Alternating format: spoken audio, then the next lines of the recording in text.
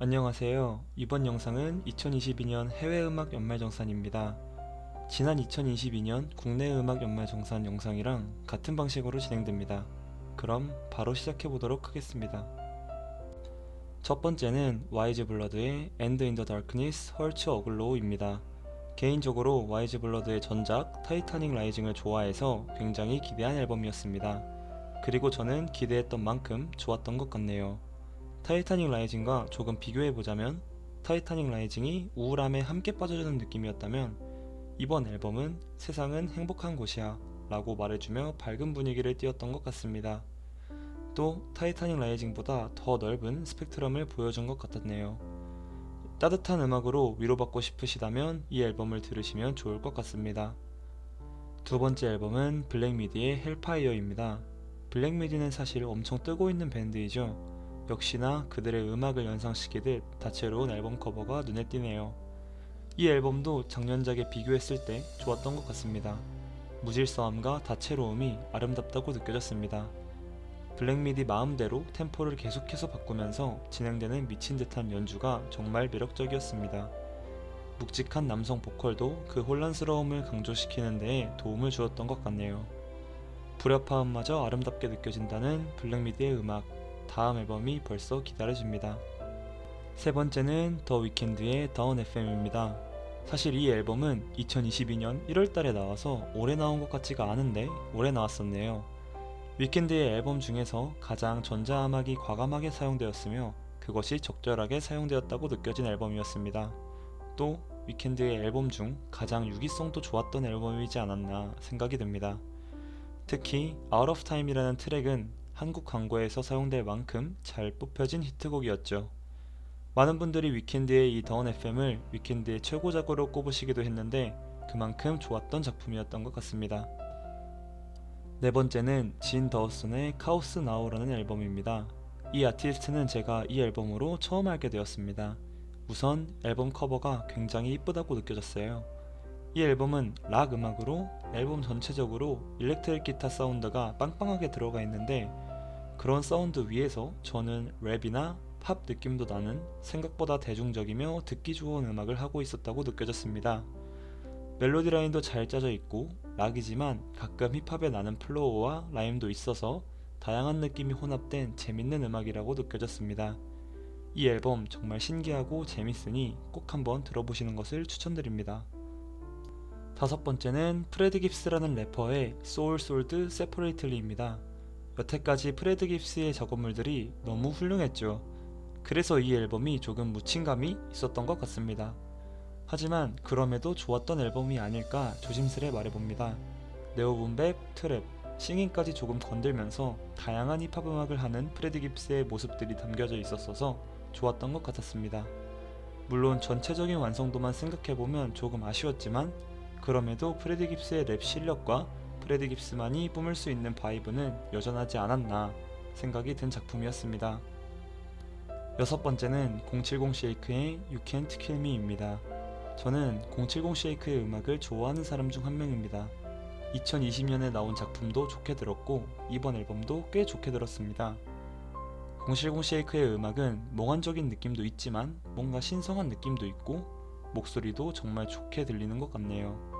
저는 전작만큼 좋았지만 생각보다 많은 분들이 좋게 평가하지는 않더라고요. 그래서 조금 속상한 부분도 있었습니다. 그렇지만 저는 여전히 신스도 잘 사용한다고 생각했고 070 쉐이크만의 아이덴티티가 너무 마음에 들어서 좋게 들었던 것 같습니다. 일곱 번째는 리나 사와야마의 홀드 더 걸입니다. 리나 사와야마의 음악에는 더 주목할 필요가 있다고 생각합니다. 리나 사와야마라는 아티스트의 매력은 팝이지만 R&B의 느낌도 나고 기타도 사용하면서 락적인 요소를 동시에 내뿜는다는 점이라고 생각합니다. 사실 2020년에 나온 작품 사와야마가 임팩트가 매우 컸어서 이번 작품이 묻힌감이 있다고 생각합니다.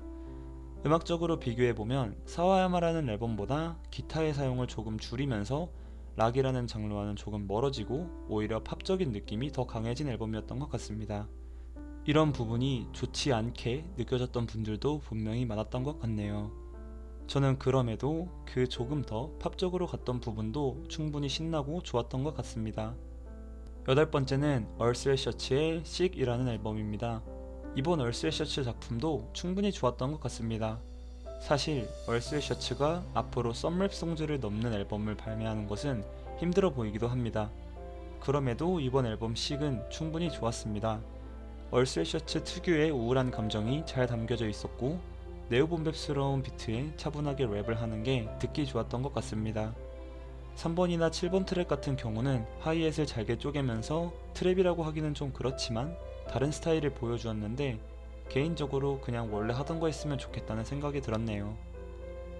아홉 번째는 JID라는 래퍼의 The Forever Story입니다. 이 앨범이랑 JID는 미쳤습니다. 사실 저는 이 앨범 전까지 JID 음악을 안 들어봤거든요. 근데 이 앨범 듣고 너무 기대가 되는 래퍼로 인식이 바뀌었습니다. 랩 스킬로만 보면 올해 보여준 퍼포먼스 중 최고가 아니었을까요? 이 앨범에서만 정말 넓은 스펙트럼과 이미 완성된 랩 실력을 증명한 것 같네요. 이렇게 극찬하는 데에는 이유가 있습니다. 힙합을 좋아하시는데 안 들어보셨다면 꼭 한번 들어보시면 좋을 것 같네요. 열 번째는 코웨이 더 머신의 God Don't Make Mistakes입니다. 그리젤다 레코즈의 앨범은 실패한 적이 없는 것 같습니다. 이번 코웨이 더 머신 앨범도 마찬가지였습니다. 코웨이의 랩 실력은 뭐 말할 것도 없고요. 전체적인 프로듀싱도 갱스터 랩의 느낌을 풍기며 그리젤다만의 아이덴티티가 무엇인지 확실히 보여주었죠. 이 앨범은 근데 드럼을 오히려 둔탁하게 입히면서 네오 분배이 아닌 확실하고 깔끔한 분배를 지향했다고 느껴졌습니다. 저는 후반에 유기성을 조금 흐리는 트랙 배치가 아쉬웠던 것 같네요. 그것만 빼면 충분히 괜찮은 분배 앨범이 아니었을까 생각이 듭니다. 11번째는 조지의 스미더린스였습니다. 조지의 음악은 사실 말할 것도 없죠. 너무 독보적이고 좋습니다. 발라드를 딱히 안 듣는 저도 조지의 음악은 다 들었습니다. 이번 앨범도 마찬가지였네요. 길이가 짧았던 것이랑 전체적인 퀄리티는 조금 아쉬웠지만 조지의 새로운 음악을 들으니 그저 행복할 따름이었습니다. 조지의 음악을 들었을 때의 쓸쓸함은 말로 표현할 수 없습니다. 제 생각으로 아마 조지의 음악은 호불호가 안 갈릴 것 같네요. 그냥 이 앨범은 그냥 들어보시면 좋을 것 같습니다. 다음은 스티브 레이시의 제미니 라이츠입니다. 이 앨범은 제 마음에 정말 쏙 들은 R&B 앨범이었습니다. 스티브 레이시는 사실 조금 듣던 사람만 듣던 그런 R&B 아티스트라고 생각했는데 올해 갑자기 이 앨범의 수록곡 배드 헤빗이 히트를 치면서 이름도 더 알려지게 되었죠. 아마 다음 작품이 나올 때는 더 주목받지 않을까 생각이 듭니다. 배드 헤빗 말고도 말랑말랑하고 듣기 좋은 트랙들이 많으니 다른 트랙들도 들어보시고 그런 느낌이 좋으셨다면 전작도 들어보시면 좋을 것 같네요. 13번째는 비욘세의 르네상스입니다. 저는 사실 개인적으로 전혀 기대하지 않았던 앨범이었는데 흥미로운 음악을 들고 나와서 놀랐습니다. 역시나 팝스러운 앨범이었지만 오히려 하우스의 느낌이 물씬 풍기는 댄스 뮤직 같았습니다. 그만큼 리듬감이 느껴지는 음악이 많았는데 그런 곡들 사이에서 노래도 정말 잘하더라고요. 리듬감이 있는 곡에서 노래도 잘 불러서 R&B의 느낌이 나기도 했네요. 왜 비욘세가 팝의 여왕이라고 불리는지 충분히 알 것 같았던 앨범이었던 것 같습니다. 14번째는 덴젤 커리의 Melt My Eyes, See Your Future입니다. 올해의 힙합 씬을 설명할 때 덴젤 커리와 이 앨범을 절대 빼놓을 수가 없죠. 덴젤 커리 진짜 절대 얼티밋 원툴 아닙니다. 아는 사람은 당연히 알겠지만 원래도 잘했고 원래도 얼티밋 원툴 아니었지만 이 앨범으로 다시 증명해냈죠. 전체적인 랩이 너무 완성도 있고 안정적입니다. 프로듀싱도 깔끔하고 세련됐죠. 분배, 트랩 다 적절히 섞어가며 밸런스도 좋았어요. 특히 이번 트랙 워킹은 처음에 분배 느낌으로 가다가 벌스 1 끝나고 트랩 비트로 전환되는 게 굉장히 인상 깊었네요. 덴젤 커리도 앨범 진짜 잘 뽑는 래퍼이니 많은 분들이 알아주셨으면 합니다. 이 앨범 좋으니 힙합 좋아하시면 꼭 한번 들어보세요. 15번째는 가이스 구에바라의 There Will Be No Super Slave입니다. 이 아티스트와 이 앨범은 올해 가장 신선하고 충격적이지 않았을까요? 음악도 정말 특이했으며 등장 자체도 충격적이었던 것 같네요. 메시지 부분에서도 정치적인 메시지를 담으면서 의도가 확실히 보였던 앨범이라고 생각합니다. 물론 전체적인 프로듀싱의 완성도도 떨어지고 난잡한 면도 있으며 꽂히는 트랙도 딱히 없었다고 생각이 드는데 프로듀싱을 조금 더 다듬으면 충분히 훌륭한 아티스트로 거듭나지 않을까 기대해 봅니다. 16번째는 켄드릭 라마의 Mr. Moral and Big Steppers입니다. 할 말이 굉장히 많은데 짧게만 요약하고 가도록 하겠습니다. 우선 이 앨범은 호불호가 좀 많이 갈렸죠. 조금 컨셔스한 느낌이 세기 때문에 음악적으로 편하게 즐길 수 있는 부분이 적었던 앨범이었던 건 맞는 것 같습니다. 하지만 저는 그럼에도 매우 섬세하고 신경 써서 만든 앨범이라고 느껴졌고, 많이 들어보시면 앨범 전반적인 내용과 켄드릭이라는 사람과 더 가까워질 수 있어서 충분히 좋았던 것 같습니다. 이 앨범 절대 구린 앨범은 아니라고 생각하니 별로라고 느껴지셨더라면 마음을 비우시고 다시 한번 들어보시는 것을 추천드립니다. 17번째는 Black Dot and Danger Mouse의 Cheat Code입니다. 이 앨범은 올해 커뮤니티를 정말 뜨겁게 달궜죠. 시대와 유행에 대한 신경을 전혀 쓰지 않는 듯한 두 베테랑의 태도와 음악이 너무 멋졌던 앨범입니다. 우선 앨범 안의 샘플링과 프로듀싱이 다크하고 목소리도 약간 로파이해서 과거로 돌아간 듯한, 과거에서 시간여행을 하고 미래로 온 듯한 느낌, 날것의 느낌이 분명히 있어서 힙합을 좋아하는 사람들이 더 열광했던 것 같습니다. 두 명의 베테랑을 보좌하는 RTJ, 에이셈 라키, 둠, 레컨 등 지원 사격도 어마어마했죠. 랩 스킬은 말할 것도 없다고 생각합니다. 정말 멋있는 움직임이자 작품이었습니다. 붐랩과 힙합 좋아하신다면 필청 앨범으로 거듭날 것 같네요. 18번째는 빌리 우즈라는 래퍼의 At the Office입니다. 빌리 우즈도 올해 앨범 2개를 발매하며 정말 헛슬했는데요. 이 앨범 정말 좋았습니다. 언더그라운드를 연상시키는 어두운 프로듀싱과 그 위에 빌리 우즈의 랩은 훌륭했습니다. 빌리 우즈 특유의 섬뜩한 분위기의 프로듀싱이 완벽하게 빛을 발했던 앨범이었던 것 같습니다. 빌리 우즈 이번 해에 앨범 2장을 발매하며 씬에서 꽤 높은 위치까지 올라오지 않았나 생각해봅니다.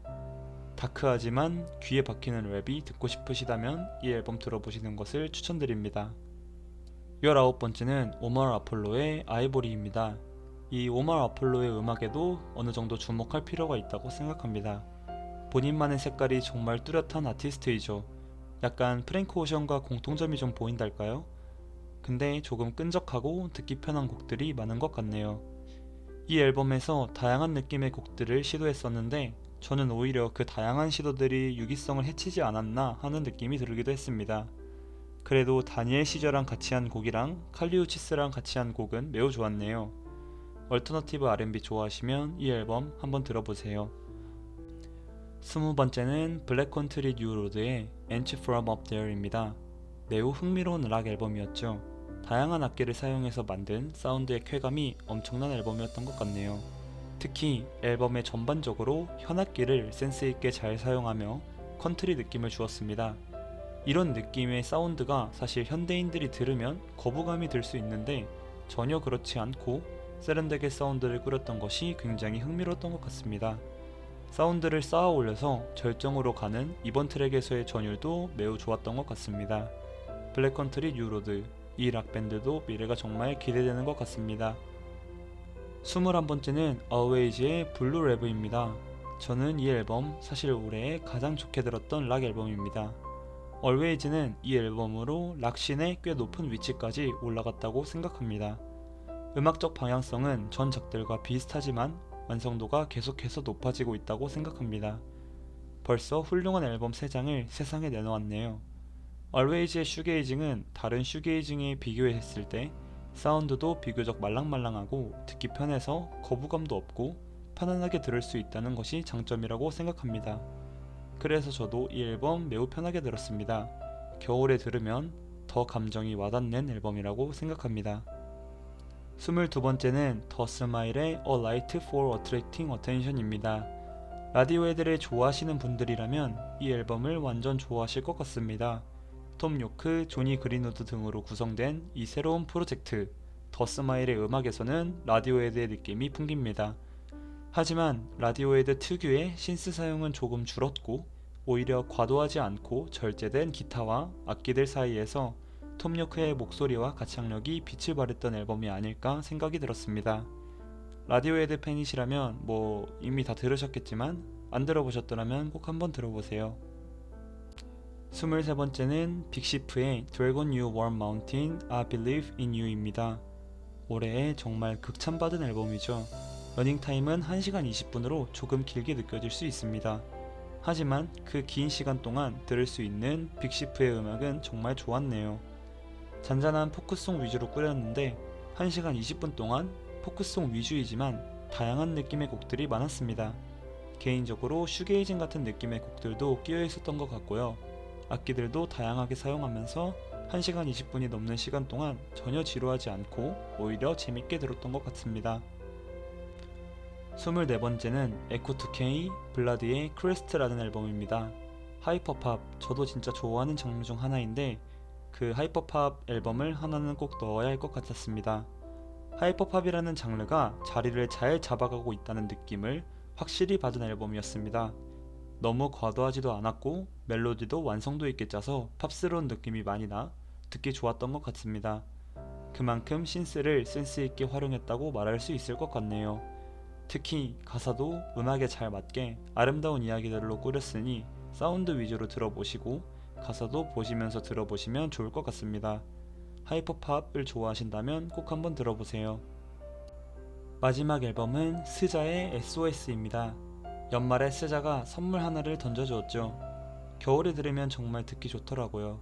마음이 따뜻해지는 느낌이었습니다. 전작이 사실 너무 잘 뽑혀서 이번 작에 대한 걱정도 있었지만 역시 오랜 기간 동안 준비했던 만큼 이번 앨범도 좋았네요. R&B와 힙합, 그 중간 지점에서 스자다운 곡들을 잘 뽑아낸 것 같았습니다. 자, 오늘 이렇게 2022년 해외음악 연말정산을 마쳤습니다. 저는 올 한해를 락의 반란이라고 표현하고 싶습니다. 저는 블랙미디, 블랙컨트리 뉴로드, 빅시프 이 세 아티스트들의 앨범이 너무 다 좋았어서 임팩트가 컸고 언제까지 성장할지 정말 기대가 되네요. 이 외에도 더 스마일, 알웨이즈 등 훌륭한 락 앨범이 세상으로 나왔던 한 해가 아닐까 생각이 듭니다. 제가 선정한 올해의 힙합 앨범은 칫코즈, 올해의 R&B 앨범은 제미니 라이츠, 올해의 아티스트는 켄드릭 라마, 올해의 신인은 가이스 게바라입니다. 해외에는 앨범들이 너무 많아서 선정하기가 조금 어려웠네요. 여기에 아쉽게 못 넣은 아티스트들은 나탈리아 라포르케이드, 리틀 심즈, 수잔 아카이브스, 나스, 웨스트사이건, 마비 정도가 있었습니다. 여러분들은 올해 어떤 앨범을 좋게 들으셨나요? 댓글로 남겨주세요. 이렇게 2022년이 마무리돼 가는데 올해 마무리 잘 하시고 다음에도 잘 준비하셨으면 좋겠습니다. 시청해주셔서 감사합니다.